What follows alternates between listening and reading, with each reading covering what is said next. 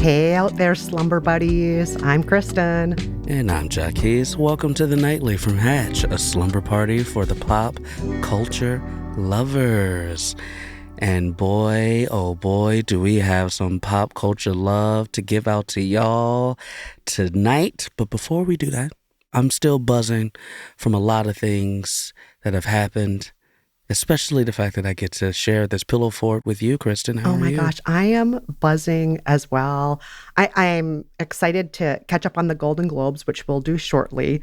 But before we even talk about the Golden Globes, can we talk about the fact that an ad starring you ran during the Golden Globes last night? Yeah. I'm in a progressive ad that is currently running as of this pillow fort slumber party. And yeah, I'm in that realm where everybody's texting and we're like, I saw you, man. I saw you. So I think I'm forever grateful for stuff like that. Yes, and it was watched by millions of people all over the world, which means you were watched by millions of people around the world. So it's a pretty good night to have your ad on, right? I'll take it. Yeah. Speaking of the Globes, it's time for us to recap what actually happened. You and I had a lot of predictions last time. We did. We had a lot of hopes, a lot of dreams. So let's go over some of the things that happened. But reminder to listeners before we do this show was 3 hours and 15 minutes long. We can't cover all of it. But if there's anything we missed that you really want to talk about, just email us at thenightly@hatch.co, and Jacquis, you and I will cover it on a future episode. We can talk about it later, but we'll just try to go over some of the big moments from last night, some of the moments that made us laugh or cringe, and then, of course, we'll go over some of the awards that we had predictions for. How does that sound? I love it. And, listen, we're in award season right now, so, if you love award talk as you're falling asleep, you're in the right place. Absolutely.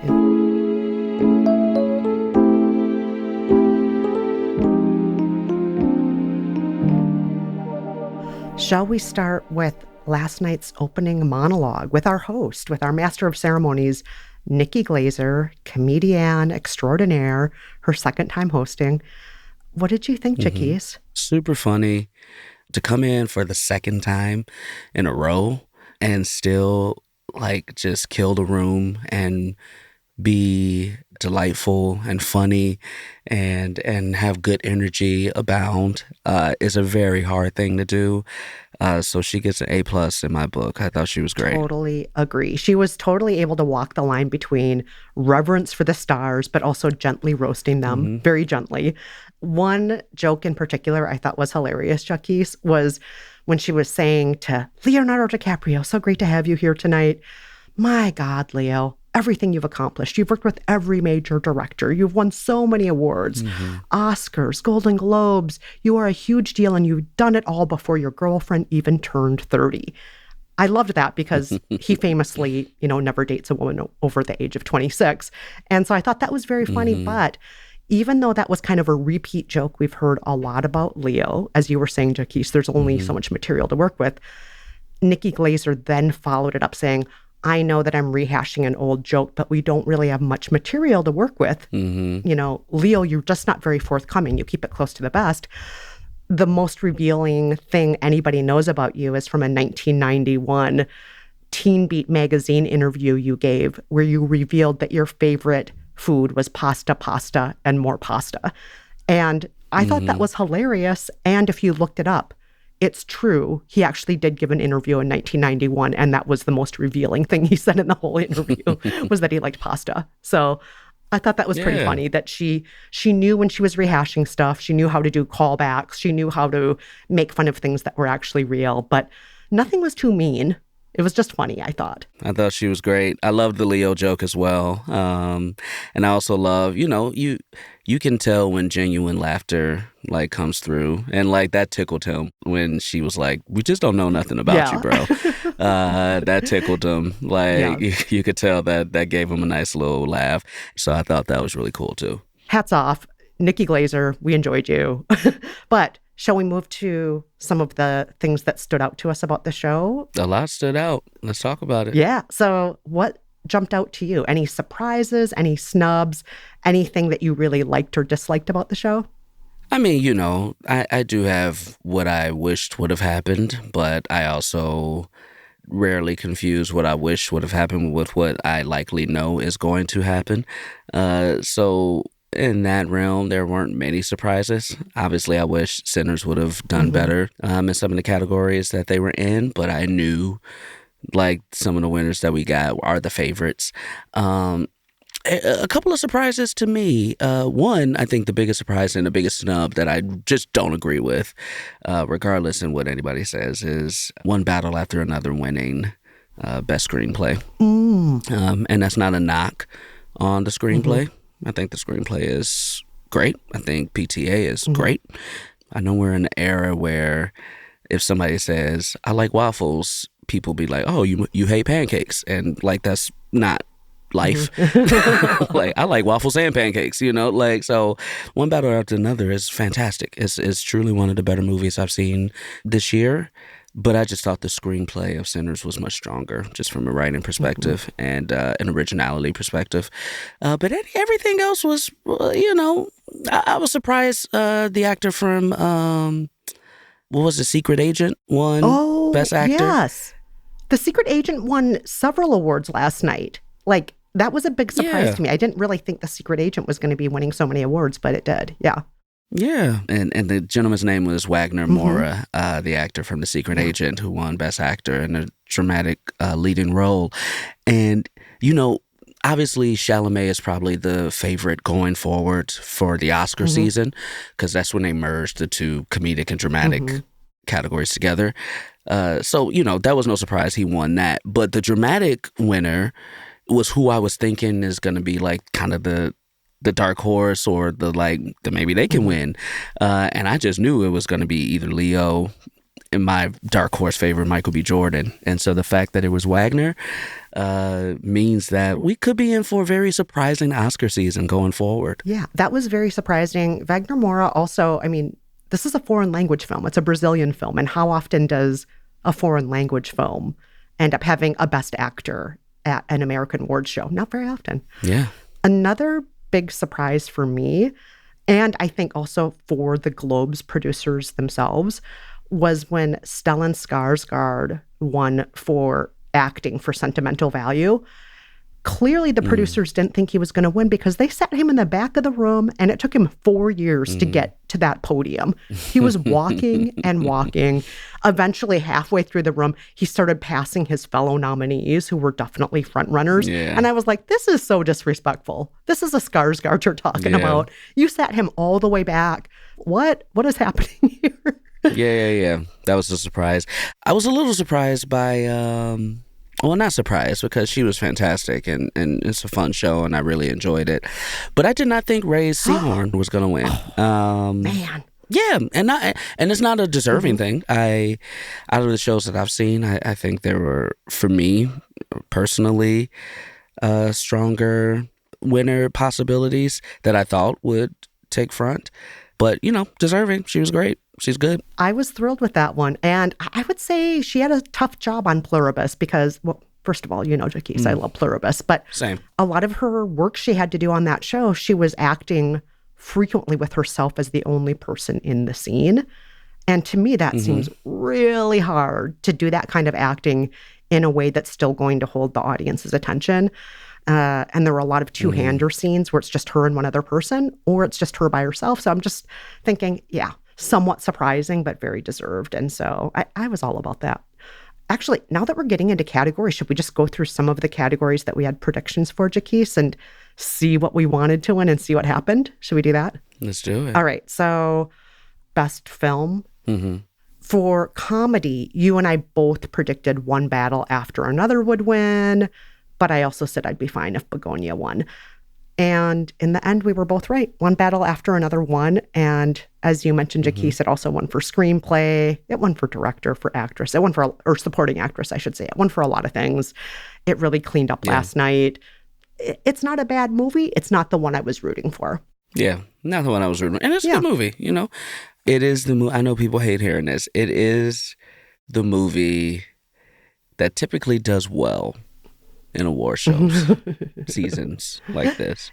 You could take from that whatever you want to take from that. And PTA, Yeah, Paul Thomas Anderson. Yep. it's his turn. And like, that's another conversation that we can have. How Hollywood will skip over you when you probably deserve it and then give it to you when it's finally your turn. And this felt like one of those, but also still, it's a great film. All right, let's do Best Film Drama. This is a tough one for both of us because we both really wanted Sinners to win. As you already mentioned, Sinners did not clean up like we wanted it to. I was saying during our last episode, I thought Hamnet might end up being the winner, even though we both wanted Sinners to win. And sure enough, Hamnet won for the best drama. You were saying, Jacquis, last time we were talking about it, you're like, it's a shame that Hamnet might win because it's, a historical love story with famous people being depicted. It's like, oh, here's Shakespeare and Anne Hathaway falling in love and raising a family. And it's kind of like Oscar bait. It's an awards movie. And it won. And so did Jessie Buckley, who is the star of Hamnet. She won an award also. She's very good in it, but it's not a surprising choice. It seems like it's an uninspiring choice. Exactly. And how many Shakespeare in Love movies can we get?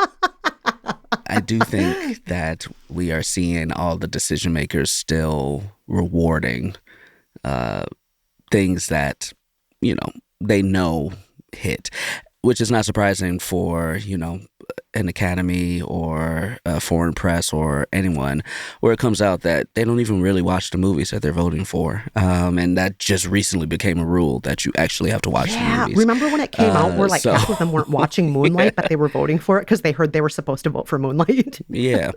It's like, no, you should be watching these too. Still watch the movies. Yeah. Moonlight's a fantastic movie, but you should also watch it. Yeah. Yeah. Yeah. Let's talk about TV series. So for Best Comedy, you and I both predicted The Studio, and of course, Jacquis, The Studio won for Best TV Comedy. Studio's fun. I liked it. I really enjoyed The Studio. I think it's fun. I got a couple friends in it, so I always love seeing my friends win. Oh, nice. It's the type of show that, again, is very teed up for award season. But for me, I'm like, I think it lives up to the hype of this show will clean up, especially in a comedy category where a show like The Bear has won so many times, which is not a comedy. No. So I appreciate that an actual comedy wins a comedy category. I will say one thing I'm disappointed about. What's that? Now, if you've never watched The Studio, you won't know what I'm about to say. I was disappointed nobody thanked Sal Saperstein. Oh. It was just teed up right there for you to do it. I don't want to spoil it, but The Studio does have an episode in the show about the Golden Globes, and it's a very funny episode. And go watch that episode, and what I just said will make complete sense. And if they would have did that, it would have been the perfect comedy moment, I think, as a fan of the show. Now, Jacquis, you may remember even though we both thought The Studio would win, I was saying, I would love it if Hacks won, though.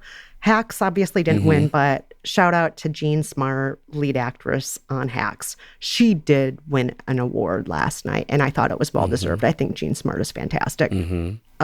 There is one category left, though, I think we really need to talk about, Jacquis, because you and I were, I don't want to say button heads about this exactly, but there seemed to be some disagreement because I was really hoping Best Original Song would go to Golden from K-Pop Demon Hunters, and your heart was with the theater geek in you, that little kid who loved the stage. You wanted one of the songs from Wicked to win Best Original Song, to keep hope alive for all the theater nerds out there. Yes. I will say that I did not think it was going to win. You just wanted it to. You just wanted it, yes. I did not think it was going to win, not even a little bit. So the theater geek in me would have loved for it to get a little recognition, especially for a show or movie where most of the songs that people would love can't be nominated because they're not original. Yeah. Because they came from the Broadway musical. So it would have, to reward that would have been cool. But go ahead and say it. Go ahead and say it. Golden from K-Pop Demon Hunters one. I love that song. I love the song. It's a good song. Yeah, it's a good song. Shoot, it was a number one song. Like on the charts for all weeks. over the world. Yeah, all over the world. Yeah. And I think it's a great song. It also won for Best Animated Feature, K-Pop Demon Hunters did. And there is talk of a sequel now, but apparently if they make a sequel, it won't be out until 2029 because that's how long it took to make the first movie. So, yeah. You're going to have to wait a while if you want that sequel. We're going to have to wait. Well, listen, we'll get the Spider-Verse movie, and then after that, we'll get some more K-Pop Demon Hunter. So, listen, you called it. You were right. I agreed with it as far as I thought it would win. But I ultimately, I'm not mad at a musical like this winning. My fear is that the copycats we're about to get will not be as good as this. So we'll see. We'll see, though. We'll see. All right. Well, was there anything else that really stood out to you, Jacquis? Anything that made you go, oh my gosh, I can't believe that's happening? Anything that's wild? Anything that made you smile? Yeah, well, let me give a couple shout outs and some funny moments. A couple shout out to a former co-star of mine that won a Golden Globe last night, Rose Byrne. Oh yes, for of course. If I Had Legs, I'd Kick You. I was in a TV show that she starred in, Physical. So very nice person, very funny. Although whether this was a comedy or not, who can say? I don't think it was a comedy. I'm just gonna say I think it's a very, very tense, unrelenting, brutal movie that I'm like, hold on, was I supposed to laugh during that? Yeah, I'm not. I can't argue but with that. Her acting is excellent. She's a great actor. She's great. She's great. She's great. Also, some fun moments for me outside of Nikki Glaser. Some moments that made me laugh. Don Cheadle is always, I love him. Tops for me. And then, there was some. I appreciate that Snoop Dogg was high. Giving out his award. Keep being you, brother. And then, but for the best podcast award, which, do we really need a category like that? Not at the Golden Globes. No. There are other awards shows for that. Maybe not at the Golden Globes, as I say this on a podcast. But I will say that I thought the Smartless guys coming out and that little bit that they had with Jason Bateman. Making fun of him. Yeah. Yeah. I thought that was very funny. So, like those moments too. I'm not sure if very many other people caught it, but there's one moment where I just paused in my tracks and said, oh my God, does Alicia Silverstone not know she's on camera right now? Nikki Glaser was doing a little 90-second bit where she was talking about what are the most searched things on Google right now related to the Golden Globes. But Alicia Silverstone was in the background scowling, possibly falling asleep, possibly inebriated. And it's been captured on a few different TikToks. But I was just like, whoa, Alicia Silverstone, you're on camera, honey. You're on camera. Oh no, what is going on here? Alicia, why do you look so upset? Just for 90 seconds, look happy, please. But, it's all you can drink wine at the Golden Globes, famously. There are famously tipsy moments that happen at the Golden Globe. So maybe this was just a case of Alicia drinking too much champagne. I'm not sure. Hey, listen, she was drinking that. She was on the juice. She was on that juice. Alicia Silverstone, one of my first crushes. From Clueless, from that era? Nah, not from Clueless. I'm going to give you a deep cut. It was called Crush with Carrie Ells, I think, or maybe mispronouncing his name, but it was a crazy movie. And she was a villain. But, 10-year-old Jacquis watching Alicia Silverstone in that movie, I was like, yes, I'm all in. So by the time she came out with Clueless, I was like, that's my boo right there. That's my boo. So I loved me some Alicia Silverstone growing up. I'm glad she's back and enjoying her champagne. Enjoying her champagne and scowling at the Golden Globes. Scowl on, girl. Scowl on. Oh, I love that, Jacquis. That is such a final, sweet little image to end on. Little 10-year-old Jacquis watching his VHS or his DVD tape with Alicia Silverstone. Just being like, that's my, what's that Usher song with Alicia Keys? My boo! I was singing that before Usher even sang it. Oh, well. It's a terrible movie, but I loved it. Wow. I loved it. It's great to end our slumber party talking about a terrible movie after a not so terrible Golden Globes. And it was a pretty good Golden Globes. It was not too bad. Yes. And now, I don't know about you, Jacquis, but I'm ready to call it a night. I'm ready to call it a night too, but I gotta say one thing. And listen, this is for all my Chicago Bear fans and your pillow forts going to sleep tonight. We did it. We beat the Green Bay Packers. We did it. Yeah, we beat them in the playoffs. I'm still sleeping fantastically from that. And I know you are too. So sleep well. I hope both sides of your pillows are cold tonight and will be for the rest of the week. And for all the Packer fans out there, I still love you.